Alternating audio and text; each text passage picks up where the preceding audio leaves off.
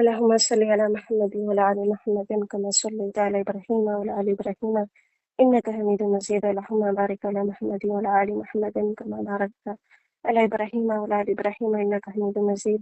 يا ربي لك الحمد كما ينبغي لجلالك وصف عظم سلطانك. سبحان الله وبحمده عدد خلقي ورضا نفسي وزنة عرشي ومداد كلماتي. رب اشرح لي صدري ويسر لي أمري واحلل عقدة من لساني يفقهوا قولي. बिस्मिल्लाहिर्रहमानिर्रहीम। आज हम शुरू करने जा रहे हैं बैटल ऑफ मूता। जबकि दूसरी जो बैटल्स है काफी मेजर बैटल्स रहे हैं और उनके बारे में सब जानते भी हैं, मतलब लेकिन बैटल ऑफ मूता के बारे में लोग इतना ज्यादा नहीं जानते कि उसमें क्या हुआ था, क्योंकि नबी अलैहिस्सलाम इस बैटल में शरीक नहीं हुए थे। एंड ये 629 एडी जो कि करीब 7 हिजरी में हुआ था। तो ये जो नाम मूता पड़ा है, मूता एक विलेज का नाम है जो कि मदीना और जो बाइजेंटाइन एम्पायर था, लाइक बाइजेंटाइन एम्पायर वो था जो रोमन एम्पायर था उस टाइम का। टूटे फूटे जितने भी रोमन एम्पायर उस टाइम पे बचे हुए थे, तो वो उनका जो कैपिटल था वो सीरिया में था। और वो पूरा जो एरिया था, मैं आपको नीचे यहाँ पर दिखाऊंगी कहाँ पर उनका पूरा मैप एरिया जो था वो कहाँ का रूल करते थे। फिर मूव फॉरवर्ड तो बैकग्राउंड है कि जो पॉलिटिकल लैंडस्केप रही है अरेबियन पेनिनसुला की, और the rising influence of Islam कि जब नबी इस्लाम खैबर में जीत हासिल हुई और तीन के तीन जो कबीले थे, और बनु कुरैज़ा, बनु कैनुका और बनु नादिर, सबको मदीना से बाहर निकलना पड़ा था। तो उसके बाद बात ये हुई थी कि अब एक इस्लाम को एज ए पॉलिटिकल पावर पूरे वो जो पेनिनसुला था मानने लगे थे कि ये लोग सिर्फ अपने रब पे भरोसा नहीं करते, उस पे सिर्फ तवक्कुल नहीं करते, पर जब बात आती है अपने फैथ की तो उसको वो प्रोटेक्ट भी करना जानते हैं और अपने शहर को भी वो अच्छे से प्रोटेक्ट करके रखे हैं। मक्का वालों के साथ अब सुलह हुदैबिया हो चुका था, जो लास्ट सेशन में बहन हमारी शहजादी बताए थे। सुलह हुदैबिया के तहत बात ये था कि 10 साल तक काफिरों में, लाइक कुरैश में और मुसलमानों में कोई भी जंग नहीं होगी। और इसकी वजह से क्या हुआ ना, मुसलमान एक अपर हैंड में थे। अभी उनको वो कॉन्फ्लिक्ट की बिल्कुल जरूरत नहीं थी, वो बिल्कुल टेंशन फ्री थे कहा जाए तो, कि उनको कोई लड़ाई करनी है कुरैश के साथ और अपने आप को प्रूव करना है। तो जैसे ही ये प्रॉब्लम भी सॉल्व हो गया था, और जीव वाला प्रॉब्लम जो लाइक यहूदियों का जो प्रॉब्लम था वो भी सॉल्व हो गया था। वो भी अब मदीना में नहीं थे डिस्टर्बेंसेस क्रिएट करने के लिए और कुछ भी मतलब धोखेबाजी जो वो करते हैं एज यूजुअल वो करने के लिए।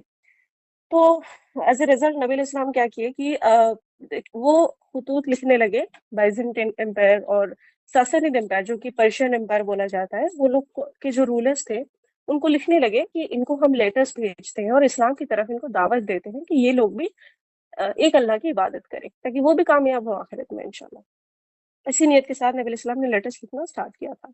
तो सिर्फ इस्लाम एक रिलीजन बन के नहीं था, उनके जो अरब दिखते थे कि पता नहीं एक कल्ट बना लिए हैं और नबी इस्लाम को फॉलो कर रहे हैं एकदम, जो कि सुलह हुदैबिया में उन्होंने देखा था कि नबी इस्लाम वो लोग जब सुलह हुदैबिया के लिए आए थे और उन्होंने जो सहाबिया मतलब सहाबी लोग का जो डेडिकेशन था टुवर्ड्स नबी इस्लाम की, नबी सल्लल्लाहु अलैहि वसल्लम जब वजू करते थे तो वजू के पानी को वो गिरने तक नहीं देते थे कि वो पानी हमारे लिए इतना मुबारक है, वो उसको अपने बदन पे, अपने मुंह पे, अपने चेहरे पे, हर जगह मलते रहते थे कि वो उनके लिए उतना होली था, वो उतना फीलिंग्स रखते थे नबी इस्लाम के लिए। सो ये जब देखे थे कुरैश तो वो बोले थे ऐसा तो कोई लीडर हमने दुनिया में नहीं देखा। नेपोलियन को देखा है, अलेक्जेंडर को देखा है, बड़े बड़े रूलर्स हम जाते हैं सीरिया तो रोमन एम्पायर के एम्पायर्स को भी देखते हैं, पर वो ये लोग जैसे इताअत करते हैं अपने रसूल की, कोई ऐसे करता नहीं है। तो एक strong political system develop develop हो गया था अराउंड नबी अलैहिस्सलाम इन मदीना। तो और क्या इवेंट्स हुए जो कि इस बैटल को ट्रिगर किया कि एक क्या हुआ था, वो जो खतूत लिखे थे रुबैन एम्पायर को, जो एम्पायर था हेराक्लियस था, उसके लिए लेटर लिखे थे नबी इस्लाम। लेकिन क्या हुआ था कि एक लेटर देके उन्होंने हारिस बिन उमैर रजी अल्लाह अन्हु को भेजा एज एम्बेसडर कि आप जाइए और इसको पहुंचाइए बाइजेंटाइन एम्पायर तक कि वो इस्लाम कबूल करें। पर अनफॉर्चुनेटली बात ये हुआ कि जब तक वो वहां पर पहुंचे, मतलब वो पहुंचे भी नहीं थे, वो बाइजेंटाइन एम्पायर मतलब वो एम्पायर तक पहुंचे भी नहीं थे, रोमन एम्पायर तक पहुंचे भी नहीं थे। और क्या है ना, आपको मैं यहाँ बता रही हूँ, ये जो आप देख पा रहे होंगे स्क्रीन में मेरी, कि ये पूरी मैप है और यहाँ नीचे आप मदीना देख पा रहे होंगे और बीच में आपको मुता दिख रहा होगा, वो एक ग्रेइश, लाइट ग्रेइश कलर में। और यहाँ पर ग्रीन में आपको दिख रहा होगा पूरी बाइजेंटाइन एम्पायर, बहुत बड़ी एम्पायर रही है, लाइक वन ऑफ द मतलब सुपर पावर कह सकते हैं कि इतना बड़ा एम्पायर दुनिया बहुत कम ही देखी है आफ्टर, अगर आप इजिप्शियन सिविलाइजेशन को बोले, वहां पर लेकिन डिफरेंट डिफरेंट फैरो थे, लेकिन बाइजेंटाइन एम्पायर कोई 1000 साल दुनिया में हुकूमत करी है, तो वो इतना बड़ा एरिया का वो सरदार थे बाइजेंटाइन।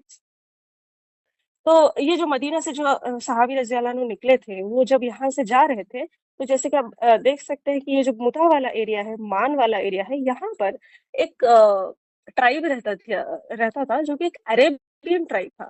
थे तो वो अरब्स, लेकिन वो क्या किए थे, वो एक वेसल स्टेट बन गए थे बाइजेंटाइन के लिए। कि बाइजेंटाइन क्या करता था, लाइक कह सकते हैं कि एलाइज थे, उनके पॉलिटिकल एलाइज थे, कि उनके दीन पे भी थे, मतलब क्रिश्चियनिटी फॉलो करते थे, और उनको टैक्स देते थे। मतलब बेसिकली वो पूरे बाइजेंटाइन को हर हर एरिया से बचा के रखते हैं, कि जो भी प्रॉब्लम अरेबियन पेनिनसुला की तरफ से आएगा, हम यहाँ पर आपके लिए एलाइज बनकर खड़े हैं, और आपकी हम बिल्कुल प्रोटेक्शन करेंगे। तो ये जब उन्होंने देखा कि कोई रूलर के लिए लोग कोई खतूत लेके जा रहे थे नबी से, तो उन्होंने बहुत बुरी तरीके से जो सहाबी थे उनको शहीद कर दिया। तो जैसे कि उस जमाने में भी था कि एम्बेसडर को, एक मैसेंजर को कत्ल कर देना एक वॉर का ऐलान हो जाता है। जैसे कि आज भी यूएन चार्टर्स में है कि आप किसी कंट्री के एम्बेसडर किल नहीं कर सकते। अगर आप किसी के एम्बेसडर किल कर रहे हैं कोई कंट्री के, तो आप वहां भेज रहे हैं, मतलब आप अपना वो दे रहे हैं कि आइए हम जंग पे आ जाते हैं। मतलब आप जंग की वो इंफॉर्मेशन देते हैं कि आप अब तो कोई बात मतलब डिप्लोमेसी से सॉल्व नहीं होनी, अब तो जंग के मैदान में बात होगी। तो बात इस तरह से हुई कि जब सहाबे को शहीद कर दिया गया, तो नबी इस्लाम को बहुत वो चीज़ हर्ट हुआ, कि उन्होंने एक मैसेज पैगाम भेजा था कि वो इस्लाम कबूल कर ले, लेकिन इस तरह से सहाबी को शहीद कर दिया गया वहां पर। अ, अ, तो फिर उन्होंने बोला कि एक पूरी एक आर्मी को बताया कि आप जाइए और वहां पर लड़िए, जहां पर तुम्हारा भाई शहीद कर दिया गया है तुम उसी जगह पे जाओगे। तो ये नहीं कि तुमको बाइजेंटाइन एम्पायर के अंदर जाना है, तुम मुता जाओ, और जहां तुम्हें तुम अपना भाई मतलब वो मिले, वहां पर तुम्हें वहां लड़ाई करनी है। तो फोर्सेस इन्वॉल्व यहाँ पर क्या थी, मुस्लिम आर्मी थी, जो कि 3000 करीब उनके सोल्जर्स थे। और जो लीडरशिप थे वो जैद बिन हारिसा रजी अल्लाह अन्हु, जाफर बिन अबी तालिब रजी अल्लाह अन्हु, और अब्दुल्ला बिन रवा रजी अल्लाह अन्हु। तो इनकी थोड़ी बैकग्राउंड अगर लें, जैद बिन हारिसा रजी अल्लाह अन्हु नबी अलैहि सलाम के मतलब बिफोर इस्लाम अरब कल्चर में कल्चर था कि वो लोग वो ले अडॉप्ट करते थे बेटों को। ज़ैद बिन हारिसा रज़ी अल्लाह अन्हु एज़ अ स्लेव खदीजा रज़ी अल्लाह अन्हु के साथ आए थे, जब अम्मा खदीजा रज़ी अल्लाह अन्हु का शादी हुआ था नबी अलैहि सलाम से। तो वो एज़ अ स्लेव थे, लेकिन जब उनकी शादी हो गई तो he became like a son to him. तो उनके अडॉप्टेड सन थे। इवन पूरी मतलब नबी अलैहि सलाम की नबूवत से पहले लोग उनको यही जानते थे कि ये उनके बेटे हैं। तो कह सकते हैं कि नबी अलैहि सलाम के वो अडॉप्टेड सन थे। और जाफर बिन अबी तालिब रज़ी अल्लाह अन्हु जो थे, वो अली बिन अबी तालिब रज़ी अल्लाह अन्हु के बड़े भाई थे। और अब्दुल्ला बिन रवा रज़ी अल्लाह अन्हु एक पोएट थे, जो कि अपने वक़्त के बहुत अच्छे पोएट थे। और ये जो बाइज़ेंटाइन और गसानीद वो था जो ट्राइब था। तो ये जो गसानीद ट्राइब है, उसके साथ बाइज़ेंटाइन एम्पायर के जो वो सोल्जर्स हैं, दोनों मिल गए। कुछ-कुछ लोग तो कहते हैं ये जहाँ यहाँ लिखा हुआ है 1 लाख, पर किसी-किसी लाइक हिस्टोरियन का ये भी एस्टिमेशन कि वो 2 लाख तक था। जो पूरी मतलब जो आई थी लड़ने के लिए के करीब थी, और मुसलमानों की आर्मी कोई 3000 के करीब। तो ये न्यूमेरिकल डिसएडवांटेज तो मुसलमानों के पास था ही। लेकिन नबी अलैहिस्सलाम बोल कर छोड़े थे कि अगर ज़ैद बिन हारिसा रज़ियल्लाहु अन्हु शहीद हो जाते, उनको एज़ अ कमांडर बना के भेजा था कि अगर वो पकड़े रहेंगे फ्लैग इस्लाम का, और जब वो शहीद हो जाए, तुम देख रहे हो कि वो शहीद हो रहे हैं, तो वो फ्लैग तुमको दे देना है जाफर बिन अबी तालिब रज़ी अल्लाह अन्हु के हाथ में। और अगर तुम देख रहे हो कि जाफर बिन अबी तालिब रज़ी अल्लाह अन्हु शहीद हो रहे हैं, तो तुमको मतलब वो स्टैंडर्ड तुम्हें देना है अब्दुल्ला बिन रवाह रज़ी अल्लाह अन्हु के हाथ में। तो दिस जो आप देख रहे हैं कि अगर कोई 3000 के सामने कोई 2 लाख फोर्स खड़ी होगी, तो कुछ ऐसी दिखेगी। तो मिलिट्री स्ट्रैटेजीज़ के हिसाब से अगर आप इस तरह से लड़ने जाएँगे, आप तो हर तरफ से आपको घेर के मार दिया जाएगा, कोई 1-2 घंटे में ही आप पूरे खत्म हो जाएँगे। तो यहाँ पर जो कमांडर्स थे उन्होंने बात की कि नहीं, हम ऐसे कोई भी स्ट्रेट जगह में ऐसे जहाँ पर पूरी सरफेस में एकदम प्लेन सरफेस में, जिस तरह की यहाँ पर डायग्राम में है, वैसे जाके नहीं लड़ सकते। उनको कोई 1 घंटा भी नहीं लगेगा हमको खत्म करने के लिए, हम तो कुछ भी नहीं, कुचल देंगे तुरंत। तो उन्होंने एक स्ट्रैटेजी लगाई कि कुछ ऐसा करते हैं कि हम एक ऐसे जगह में लड़ाई करेंगे जाके, कि जहाँ पर हमें थोड़ी ज्योग्राफिकल एडवांटेज मिल जाए। तो जब पता चली कि बाइज़ेंटाइन एम्पायर इतना बड़ा वो लेकर आ रहा है, आर्मी लेके आ रहा है, तो जो मुसलमान थे, जो सोल्जर्स थे मुसलमान आर्मी में, वो बहुत ज़्यादा लाइक डिस्करेज्ड हो गए कि इतना बड़ा क्या लड़ेंगे, हम तो कुछ भी नहीं है उनके सामने। तो अब्दुल्ला बिन रवा रज़ियल्लाहु अन्हु उन्होंने बोला कि अब्दुल्ला बिन रवा रज़ियल्लाहु अन्हु encouraged with his words, like, "Main what you dislike is that which you have are not fighting the enemy with numbers or strength or multitude, but we are confronting them with this religion with which Allah has honored us." तो उन्होंने यहाँ एक boost किया उनके moral को कि हम उनके नंबर्स देख के नहीं डर सकते, हम अल्लाह के दीन के लिए लड़ रहे हैं, तो अपने आखिर दम तक लड़ना ही है, क्योंकि हम तो यहाँ शहादत के लिए आए हैं। बिल्कुल हम इंसान हैं, मौत हम पसंद पसंद नहीं करते। लेकिन बात ये है कि लेकिन पसंद पसंद नहीं करते कि हम दुनिया में मतलब मौत कौन नहीं पसंद करता है। लेकिन जब शहादत की आप मतलब चाहत रखते हैं तो अल्लाह ताला आपको देते हैं। तो यहाँ पर बैटल की जब हम डिस्क्रिप्शन पे आएँगे, तो लोकेशन था मुता विलेज, जो कि प्रेज़ेंट डे जॉर्डन में मौजूद है। और जो दोनों तरफ से जो स्ट्रैटेजीज़ लगी कि एम्प्लॉय किया गया both sides highlighting the bravery and resilience of Muslim soldiers. तो जैसे ही स्टार्ट हुआ, जिस दिन ये बैटल स्टार्ट हुआ, पहले ये हुआ कि बहुत ज़्यादा इंटेंस फाइट स्टार्ट हुई, और इंटेंस फाइट इतना ज़्यादा हुई कि मुसलमान थोड़े बैक में थे, मतलब वो नहीं जीत पा रहे थे, क्योंकि नंबर की सच में कमी है। और वो तो था कि ये जैसे आप देख सकते हैं ये डायग्राम में कि दोनों तरफ पहाड़ियाँ हैं, जिसकी वज़ह से एक एडवांटेज था मुसलमानों को कि ठीक है, न्यूमेरिकल डिसएडवांटेज में हम ज़रूर हैं, पर ज्योग्राफिकल एडवांटेज लेके इधर मोता के 2 पहाड़ इस तरफ और उस तरफ, उसके बीच वो लड़ रहे थे, और इस तरफ तो इतने नंबर्स होने के बाद भी वो थोड़ा कंजेस्टेड एरिया एरिया में लड़ रहे थे, तो जिसकी वजह से एक एडवांटेज था। लेकिन जैसे इंटेंस हुआ, जितना इंटेंसली ग्रो हुआ वो बैटल, उसके बाद क्या होता है कि ज़ैद बिन हारिसा रज़ियल्लाहु अन्हु शहीद हो जाते हैं। तो जब देखते हैं कि ज़ैद बिन हारिसा रज़ियल्लाहु अन्हु शहीद हो रहे हैं, तो वो स्टैंडर्ड सीधा ट्रांसफ़र किया जाता है ज़ाफ़र बिन अबी तालिब रज़ियल्लाहु अन्हु के हाथ में। और ज़ाफ़र बिन अबी तालिब रज़ियल्लाहु अन्हु बहुत ब्रेवली लड़ते हैं, इवन वो भी शहीद हो जाते हैं। उनका मतलब ब्रेवरी का ये भी आलम है कि अब्दुल्ला बिन उमर रज़ियल्लाहु अन्हु, जो कि उमर रज़ियल्लाहु अन्हु के बेटे हैं, वो गए थे मुता में लड़ने के लिए।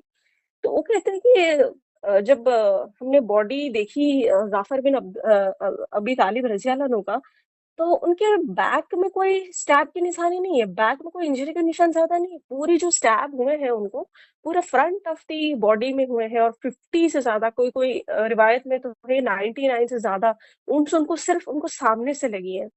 और जो उन्होंने दाहिने हाथ में पकड़ा हुआ था स्टैंडर्ड, उनके दाहिने हाथ को काट दिया गया, बाएँ हाथ में पकड़े थे, उनके बाएँ हाथ को काट दिया गया। तो इस वजह से नबी अलैहिस्सलाम बोलते हैं कि जाफ़र के लिए जब नबी अलैहिस्सलाम मतलब अ, खबर पहुँची मदीना कि जाफ़र शहीद रज़ियल्लाहु अन्हु शहीद हो गए, उनके घरवाले बहुत रोए, और वो बहुत ज़्यादा वेल कर रहे थे। तो नबी अलैहिस्सलाम बोले कि ऐसे इंसान के लिए क्या रोना जो कि जन्नत का हो गया है, और वो जन उसके 2 हाथ तो मतलब इस बैटल में शहीद हो गए और कट गए, लेकिन अल्लाह ताला उसको जन्नत में 2 रूबी जो कि लाइक कह सकते हैं कि like the best of best pearls में आता है। तो रूबी के उसको 2 विंग्स देंगे जन्नत में, और वो जन्नत में बेहतर जगह में है। तो तुम्हें तकलीफ करने की कोई मतलब ज़रूरत नहीं है। और जैसे कि हम फिर अब्दुल्ला बिन रवा रज़ियल्लाहु अन्हु जो एनकरेज कर रहे थे, वो फिर लीडर बने, फिर वो लड़ाई किए। जबकि वो इतने ज़्यादा लाइक वॉर पर्सनल नहीं थे, उनको ज़्यादा स्ट्रैटेजीज़ नहीं पता था, लेकिन उनको था कि मैं अपना फुल दूँगा, मैं अपना 100% दूँगा। जैसे कि आज शाम को मैं अपने अब्बू से बात कर रही थी, and mention me this event of Abdullah bin Rawa रज़ियल्लाहु अन्हु कि अब्दुल्ला बिन रवा रज़ियल्लाहु अन्हु एक बार एक अल्लाह के नबी अलैहिस्सलाम ने बोला कि आपको किसी जगह जाके कुछ आपको बोलना है, दीन के बारे में बताना है, तो एक जमात उन्होंने फ़ॉर्म की, लाइक एक ग्रुप फ़ॉर्म किया और उनको भेज दिया सुबह। और उस जमात में उनका नाम भी था कि अब्दुल्ला बिन नवार रज़ियल्लाहु अन्हु भी जाएँगे। बट व्हाट हैपेंड कि उन्होंने बोला कि उस दिन जुम्मा का दिन था, तो उन्होंने बोला कि आज जुम्मा है, तो मैं आज नबी सल्लल्लाहु अलैहि वसल्लम के पीछे पढ़ के नमाज़ जाता हूँ, फिर उसके बाद मैं जॉइन कर लूँगा, आई जॉइन देम लेटर। तो क्या होता है कि वो लेट जाते हैं, और नमाज़ पढ़ने के बाद जब नबी अलैहि सलाम उनको देखते हैं कि ये क्या तुम अब्दुल्ला बिन रवा तुम नहीं गए जमात में? ना नहीं, नहीं मैं तो वो जमात के साथ नहीं गया हूँ, वो लोग तो सुबह ही निकल गए थे। ना तुम फिर क्यों रुके? ना आपके पीछे नमाज़ पढ़ना था ना, तुमने इतना ज़्यादा लॉस कर लिया है अपना, कि अल्लाह के रास्ते में तुमको सुबह ही निकल जाना चाहिए था। तुमने जितना टाइम यहाँ पर लॉस किया है, वो तुमसे 500 साल पहले जन्नत में जाएँगे। तो इनको इस चीज़ का बहुत ज़्यादा गिल्ट था, और वो जब गए थे मुता में, बैटल ऑफ मुता में, तो उनका पूरा वो था कि जा रहा हूँ तो शहीद होकर आऊँगा मैं। तो अल्लाह ताला ने उनकी वो ख्वाहिश पूरी की और वो भी शहीद हो गए। तो जब 3-3 कमांडर्स मुस्लिम आर्मी की तरफ से शहीद हो गए थे, अब लोगों ने बात की, एक एक सहाबी थे, तो उन्होंने बोला, इब्न अरकम रज़ियल्लाहु अन्हु करके, उन्होंने तुरंत आके लोगों को समझाया। सब मोरल डाउन हो जाता है जब आपके 3-3 कमांडर शहीद हो चुके हैं, आपके पास कुछ बचा नहीं है, आपके सामने इतनी बड़ी आर्मी है, और वो भी बाइज़ेंटाइन एम्पायर जो हाल ही में पर्शियन एम्पायर को मात देकर आई और खुद फतह हासिल करके आए हैं, तो उनकी मोरल भी हाई है, वो लोग एक पे एक मार भी रहे हैं और हमारे पास कुछ नहीं है। तो वहाँ पर अब इब्न अरकम रज़ियल्लाहु अन्हु कहते हैं कि आप जल्द ही मुसलमानों को कहते हैं, आप जल्द ही एक मुंतखब करिए एक कमांडर को, जो कि आपको गाइड करेगा, नहीं तो हम वॉर हार जाएँगे। और उससे पहले अरब वर्ल्ड में बहुत ज़्यादा पूरे पेनिनसुला में खालिद बिन वलीद रज़ियल्लाहु अन्हु के बारे में पता था कि वो बड़े स्ट्रैटेजी वाले हैं। तो लाइक तब एंटर होते हैं this word of Allah, like उनकी वो हीरो वाले पीरियड उससे पहले शुरू ही नहीं हुई थी। वो लड़े थे उहुद में, और उहुद में उन्होंने बहुत अच्छी स्ट्रैटेजी लगाई थी, जो कि लाइक एक पार्शियल विक्ट्री टाइप्स दिया था कुरैश को। लेकिन he was like really very good strategist. तो जिसकी वजह से उन्होंने और वो लोग सब जानते थे कि वो मिलिट्री एक्सपर्ट है, वो लड़ते भी अच्छा है, वो तरकीब भी अच्छा लगाते हैं। तो लोगों ने फैसला किया कि खालिद बिन वलीद रज़ियल्लाहु अन्हु को हम देते हैं, and he will be a good commander for us. बात ये होता है कि जैसे ही ये क्या होता है, खालिद बिन वलीद रज़ियल्लाहु अन्हु वो तय करते हैं कि एक काम करते हैं, हम अब लड़ नहीं सकते। हम नंबर्स का गेम यहाँ खेल रहे हैं, हम बैक फुट में हैं, तो हम हार भी नहीं सकते, क्योंकि अगर हम हार गए, पूरे कुरैश और पूरे अरेबियन ट्राइब्स जितने हैं पूरे अरब में, वो लोग बोलेंगे अरे मुसलमान तो बहुत कमज़ोर हैं, और वो लोग हार जाते हैं, और वो कहाँ, और सब लोग बहुत मज़ाक, जब नबी अलैहिस्सलाम ने वो 3,000 लोगों का लश्कर भेजा, सब बहुत मज़ाक बनाए थे कि कोई तुम वर्ल्ड पावर से क्लैश करने जा रहे हो, ये कोई बात है? तुम तो एक भी बच के नहीं आएगा वापस। सब मतलब पता था कि एक भी आदमी जो जा रहा है वो वापस आने वाला है नहीं, कुछ इस तरह का था। वो लोग तो मज़ाक कर रहे थे और ठिठके लगा रहे थे। तो इस सिचुएशन में उन्होंने भेजा था नबी अलैहिस्सलाम ने। तो खालिद बिन वलीद रज़ियल्लाहु अन्हु बोलते, ऐसे तो हम नहीं जा सकते, और हम हार के भी नहीं जा सकते बिल्कुल भी। पूरे जो भी मतलब इतना वॉर लड़ के हम नाम कमाए हैं पूरे पेनिनसुला में, मुश्किल हो जाएगी। तो वो सोच रहे हैं कि एक काम करते हैं कि अभी रात हो गई है, सुबह तक हम क्या करें? उन्हों जैसे ही सुबह होती है, नेक्स्ट डे फाइट शुरू होती है, खालिद बिन वलीद रज़ियल्लाहु अन्हु क्या करते हैं, स्विच करते हैं पोज़ीशन, अदल-बदल कर देते हैं पोज़ीशंस का। जो लेफ्ट में जो सोल्जर्स खड़े थे उनको राइट में कर देते, जो राइट में थे वो लेफ्ट कर देते, जो पीछे के रास्ते होते हैं उनको आगे कर देते, जो आगे वाले होते हैं उनको पीछे कर देते हैं। जिसकी वज़ह से जो नेक्स्ट वो लड़ने आते हैं ना, अपोज़िंग फ़ोर्स जो आती है, तो उनको लगता है कि कोई नए सोल्जर्स आ गए हैं, क्योंकि उन्होंने पीछे वालों को नहीं देखा है। एक माइंड में ऐसा होता है कि इधर ये है, इधर ये है। लेकिन जब ऐसे सब चेंजेस हो जाते हैं, ये इल्यूज़न में आते ही चला जाता है कि क्या हो रहा है? कोई नए लोग आ गए हैं, इनका कोई नया दस्ता आ गया है। और ड्रम्स की आवाज़ आती है, लाइक वो जो पहाड़ी थी, मुसलमान उस तरफ थे, तो पहाड़ के उस तरफ से जाके कुछ मुसलमान ड्रम्स बजाने लगे थे। तो ड्रम्स मतलब तब उस जो कमांडर था उनका, उसको लगा कि मुसलमानों ने शायद रीइंफोर्समेंट जो ज़्यादा फ़ोर्स चाहिए रीइंफोर्समेंट के लिए, वो फ़ोर्स के लिए बोल दी है मदीना, और मदीना से नई एक आर्मी, एक बड़ी और ये लोग पीछे से ड्रम बजा के आ रहे हैं। ये धोखा हुआ था उनके साथ। तो खालिद बिन वलीद रज़ियल्लाहु अन्हु क्या किए, धीरे-धीरे रिट्रीट किए, पीछे-पीछे जाए कि हम और लॉस नहीं कर सकते। इनको मैं लेके जाऊँगा, यही हमारी फतह है। लेकिन हम भाग भी नहीं सकते, क्योंकि इस्लाम में जायज़ नहीं कि आप जंग के मैदान छोड़कर चले जाएँ। तो उन्होंने बोला कि अब लॉस हो गया है, सो हो गया है। तो इतने जितने बचे हैं मुझे वो लेके जाना है, और ज़्यादा फ़ोर्स लेकर वापस आना है। तो हम वापस सिर्फ़ एक्स्ट्रा फ़ोर्स ले आने के लिए जा रहे हैं, ना कि मैदान से भाग रहे हैं।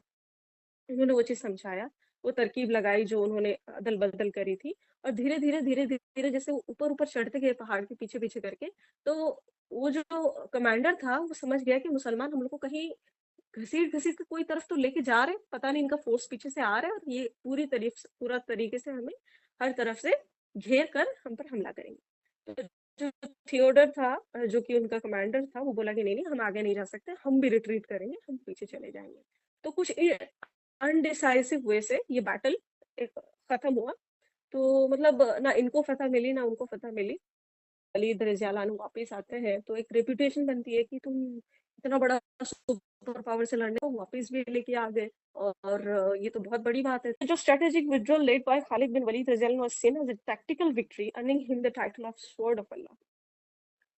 सो लेगेसी अगर बात करें तो हिस्टोरिकल इम्पोर्टेंस क्या है कि ये जो अर्ली इस्लामिक हिस्ट्री थी उसमें एक बहुत बड़ा like balance of power in the region की, जो पूरी रीजन थी मिडिल ईस्टर्न अरेबियन पेनिनसुला में, वहाँ पावर की जो जंग थी कि कौन पावर लेगा और कौन नहीं लेगा, सासनीद और बाइजेंटाइन और ऊपर से उभरता हुआ इस्लामिक एम्पायर। तो ये था कल्चरल सिग्निफिकेंस। यही है कि हम डिस्कस करते हैं उनके सैक्रिफाइस, जैसे कि अब बात कर लीजिए जाफर बिन अबी तालिब रज़ी अल्लाह अन्हु या अब्दुल्ला बिन रवाह रज़ी अल्लाह अन्हु, ज़ैद बिन हारिसा रज़ी अल्लाह अन्हु, इनकी जो लाइक लीडरशिप कि हम आगे रहेंगे और हम लड़ेंगे, और जब अपने कमांडर को पूरा दस्ता देखता है कि वो इस ब्रेवरी से लड़ रहा है, इस वैलर से लड़ रहा है, इस सैक्रिफाइस दे रहा है, अपना सब कुछ दे रहा है, तो उनका बहुत मोरल हाई होती है।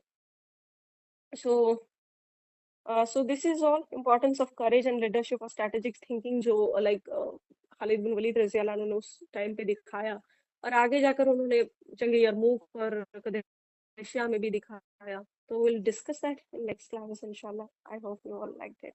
Allahumma salli ala sayyidina Muhammad.